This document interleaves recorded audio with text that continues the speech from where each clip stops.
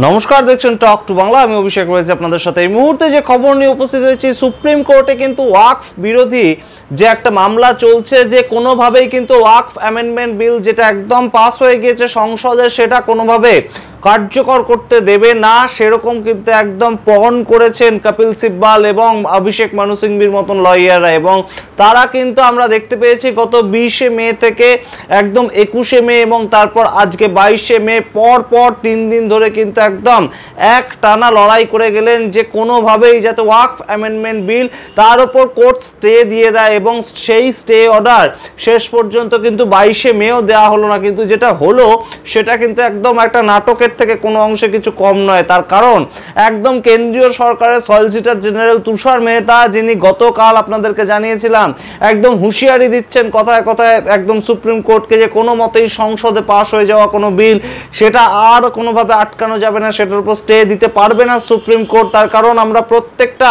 ক্ষেত্রে কিন্তু 97 লক্ষ মুসলিম সমাজের প্রতিনিধির থেকে আমরা একদম পারমিশন নিয়ে তারপর সেটাকে 2 দিন ধরে একদম সংসদে আলোচনার ভিত্তিতে পাস হয়ে গিয়েছে, তাই সেটাতে স্টে লাগানোর কোনো জায়গাই নেই। এই তুষার মেহতা আজ সকালবেলায় সুপ্রিম কোর্ট খুলতে না খুলতেই তিনি একদম ক্ষমা চাইলেন তার গতকালকের করা বক্তব্যের জন্য। কি বক্তব্য রেখেছিলেন গতকাল তুষার মেহতা এবং তার পরিপ্রেক্ষিতে কেনই বা তাকে ক্ষমা চাইতে হলো, কপিল সিব্বাল এমন কি বলে বসলেন, সেই সমস্ত খবর ডিটেলসে যাওয়ার আগে অবশ্যই টক টু বাংলা ইউটিউব চ্যানেলটিকে সাবস্ক্রাইব করে দেবেন। আসছি খবরে।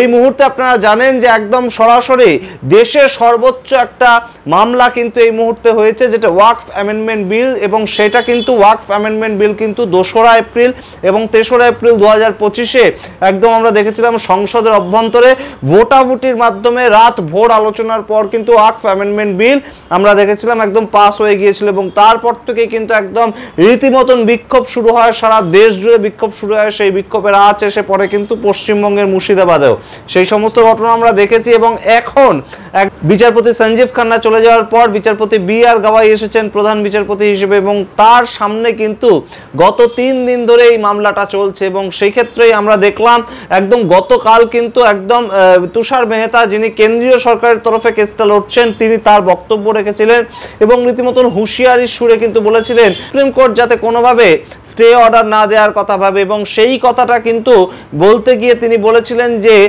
ওয়াকফ সম্পত্তির সঙ্গে যে হিন্দুদের যে দেবোত্তর সম্পত্তি তার একটা রীতিমতন তুলনা করতে গিয়েছিলেন তিনি। এবং সেই ক্ষেত্রে তিনি বলেছিলেন হিন্দুদের যে ট্রাস্ট আছে, বিভিন্ন মন্দির চালানোর জন্য যে ট্রাস্ট আছে, সেখানে মুসলিম ব্যক্তিদের ঢোকার কোনো ব্যাপার নেই। তার কারণ হিন্দুদের যে ট্রাস্টগুলো সেগুলো সম্পূর্ণভাবে কিন্তু শুধু পরিচালনা করার জন্য রাখা হয়েছে, যে মন্দির পরিচালনা করা হবে কি করে সেই জন্যে, কিংবা ধর্মীয় প্রতিষ্ঠানকে কিভাবে পরিচালনা করা হবে সেই জন্যে।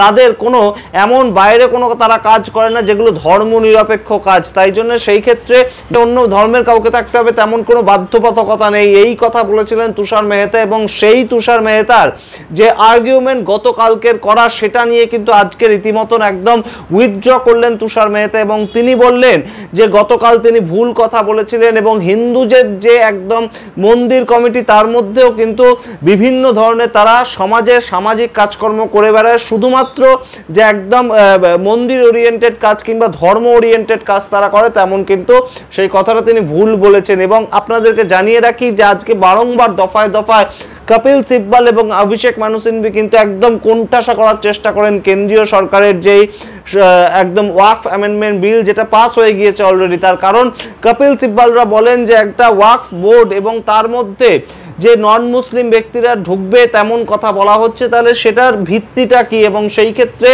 এই তুষার মেহতা জবাব দেন যে সেটা ঢুকতে হবে। তার কারণ বিভিন্ন জায়গায় আমরা দেখতে পাই যে ওয়াকফ সম্পত্তির ওপর গড়ে ওঠে কোনো স্কুল, ওয়াকফ সম্পত্তির ওপর গড়ে ওঠে কোনো হাসপাতাল, এবং সেইগুলো কিন্তু সাধারণ মানুষের ব্যবহারের কাজেও লাগে। এবং সেই ক্ষেত্রে শুধু যদি মুসলিম সমাজের মানুষরা তার মধ্যে থাকেন, সেই ওয়াকফ বোর্ডে থাকেন, তাহলে নন মুসলিম কোনো ব্যক্তি যদি তার কোনো ক্ষোভ বিক্ষোভ থাকে তাহলে সেটা কার কাছে গিয়ে জানাবেন? এই প্রশ্ন উত্থাপিত করে কিন্তু তিনি বলেন যে ওয়াকফ বোর্ড কিংবা ওয়াকফ কাউন্সিলে নন মুসলিম ব্যক্তিদেরও ঢুকতে দিতে হবে, তাই জন্য এতে কোনো স্টে অর্ডার লাগানোর ব্যাপার নেই। কিন্তু তিনি গতকাল যেটা বলেছিলেন হিন্দুদের মন্দির সম্বন্ধে সেটা কোথাও গিয়ে ভুল বলেছিলেন হলে তিনি একদম ক্ষমা চান। এবং তারপর যে বক্তব্যটা উঠে আসে যে ওয়াকফ বাই ইউজার গতকাল তুষার মেহতা কিন্তু জানিয়েছিলেন যে ওয়াকফ বোর্ডের আন্ডারে যদি কোনো জমি থেকে থাকে এবং তারা যদি সেটা কয়েকশো বছর ধরে কিংবা কয়েক বছর ধরে কিংবা কয়েক দশক ধরে ব্যবহারও করে, তাহলেই যে নথি ছাড়া কোনো জমি তাদের একদম অধিকার হয়ে যাবে তেমন কিন্তু কোনো কথা নেই। সেই মুহূর্তে কিন্তু বেশ খানিকটা চাপে রয়েছে সুপ্রিম কোর্ট, এবং সুপ্রিম কোর্টের প্রধান বিচারপতি একদম সরাসরি বিচারপতি বি.আর. গাওয়াই জানিয়ে দেন কিন্তু যে সংসদে পাশ হওয়ার পরেও যে কোনো বিলে কিন্তু একদম স্টে অর্ডার যে কোনো সময় সুপ্রিম কোর্ট লাগাতে পারে, সেই ধরনের অধিকার কিন্তু সুপ্রিম কোর্টকে দিয়েছে দেশের সংবিধান। এমন কথা তিনি মন্তব্য করেছেন এবং যেটা কিন্তু অত্যন্ত ইঙ্গিতপূর্ণ বলেই মনে করছে ওয়াকিবহাল মহল। তার কারণ এই মুহূর্তে কিন্তু একদম আমরা দেখতে পেয়েছি বিচারপতি হিসাবে, প্রধান বিচারপতি হিসেবে বি.আর. গাওয়াই আসার পর থেকে একটার পর একটা অর্ডার তিনি যেগুলো দিচ্ছেন সেটা কিন্তু কখন কেন্দ্র বিরোধী হয়ে যাচ্ছে সেটার দিকে তিনি তাকাচ্ছেনই না। একদম আইন তাকে যা বলছে সেই অনুযায়ী তিনি বিচার করছেন। আমরা ছিলাম কিন্তু ডক্টর ডি.ওয়াই চন্দ্রচূড় দেশের 50তম প্রধান বিচারপতি থাকার ঠিক পরেই যখন সঞ্জীব খান্না এলেন তখন থেকেই কিন্তু কেন্দ্রের সঙ্গে একদম সুপ্রিম কোর্টের একটা সম্পর্কের অবনতি ঘটতে থাকে এবং সেটা কিন্তু এখনো পর্যন্ত অব্যাহত রইল। প্রধান বিচারপতি হিসেবে বি.আর. গাওয়াই যখন এই ধরনের মন্তব্য করছেন যে কোনোভাবেই কিন্তু এইটা তুষার মেহতা বলতে পারেন না যে সুপ্রিম কোর্ট কিসের মধ্যে স্টে লাগাতে পারে এবং কিসের মধ্যে স্টে লাগাতে পারে না। তার কারণ সংসদে পাশ হয়ে যাওয়া বিল, অতীতেও এরকম কিন্তু হিস্ট্রি রয়েছে যে সংসদে পাশ হয়ে যাওয়ার পরেও তার ওপর কিন্তু সরাসরি একদম সুপ্রিম কোর্ট স্টে লাগিয়ে দিয়েছে। যদি সুপ্রিম কোর্ট মনে করে যে সেটা আইনসম্মত হয়নি কিংবা মনে করে যে পরিবর্তিত পরিস্থিতিতে সেই বিলের ওপর সরাসরি স্টে না লাগালে চলবে না, স্থগিতাদেশ না দিলে চলবে না, তাহলে কিন্তু সুপ্রিম কোর্ট সেটা করতেই পারে। এবং শুধু তাই নয়, একদম প্রধান বিচারপতি বি.আর. গাওয়াই বলেছেন এর জন্য বারংবার সরকারের কাছে যদি তারা এফিডেভিট জমা দিতে বলে, সরকারকে প্রশ্ন করে, সেটাও কিন্তু তাদের অধিকার রয়েছে। সুতরাং এই মুহূর্তে বুঝতেই পারছেন যে ওয়াকফ অ্যামেন্ডমেন্ট বিল এবং সেটাকে কেন্দ্র করে একটা জল ঘোলা হচ্ছে এবং সুপ্রিম কোর্টে কিন্তু পরপর 3 দিন একই মামলার শুনানি হলো ওয়াকফ অ্যামেন্ডমেন্ট বিল নিয়ে। প্রধান বিচারপতি বি.আর. গাওয়াই সেই শুনানি শুনলেন, কিন্তু এখনো পর্যন্ত যে একদম স্থগিতাদেশ দেয়া সেই রকম কিন্তু কোনো অর্ডার আসেনি এবং আজকেও কিন্তু মামলাটা শেষ পর্যন্ত প্রধান বিচারপতি বি.আর. গাওয়াই শুনেছেন। দুপক্ষের পক্ষ থেকেই যা যা কথা উঠে এসেছে সবটাই তিনি শুনেছেন। কিন্তু এবং সবচেয়ে গুরুত্বপূর্ণ পয়েন্ট যেটা, সেটা কিন্তু তুষার মেহতা, যিনি একদম কেন্দ্রের সলিসিটর জেনারেল হিসেবে কাজ করছেন, যিনি প্রথম থেকেই একদম 1332 পাতার এফিডেভিট জমা করেছেন 25শে এপ্রিল সুপ্রিম কোর্টের সামনে, সেই তুষার মেহতা কোথাও গিয়ে আজকে যেন পিছু হটতে বাধ্য হলেন। তার গতকালকের করা মন্তব্যের ওপর তিনি যেন কোথাও গিয়ে একটা রাশ টানার চেষ্টা করলেন, তিনি কোথাও গিয়ে সেটাতে দুঃখ প্রকাশ করলেন এবং তিনি বললেন অনিচ্ছাকৃতভাবে তিনি বলে ফেলেছেন।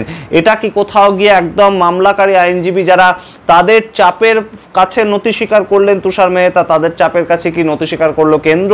এবং প্রধান বিচারপতি বি.আর. গাওয়াই তার যে বক্তব্য, তিনি বলছেন যে সুপ্রিম কোর্ট চাইলে যে কোনো সময় যে কোনো বিল পাস হওয়া বিলকে একদম স্টে অর্ডার লাগিয়ে দিতে পারে, সেটা কি কোনোভাবে সুপ্রিম কোর্ট ভাবনা চিন্তা করছে?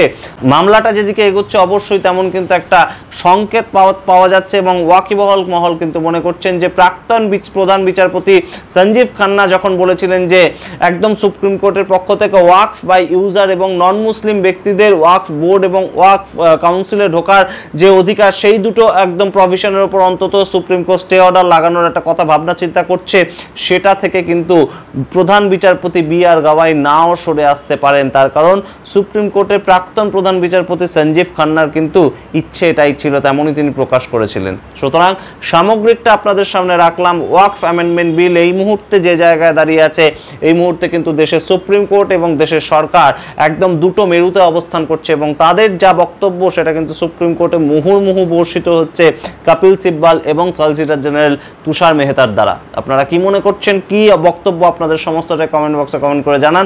দেখতে থাকুন টক টু বাংলা। প্রত্যেকটি ভিডিও লাইক, কমেন্ট, শেয়ার করে অবশ্যই টক টু বাংলা ইউটিউব চ্যানেলটিকে সাবস্ক্রাইব করে দেবেন। ধন্যবাদ।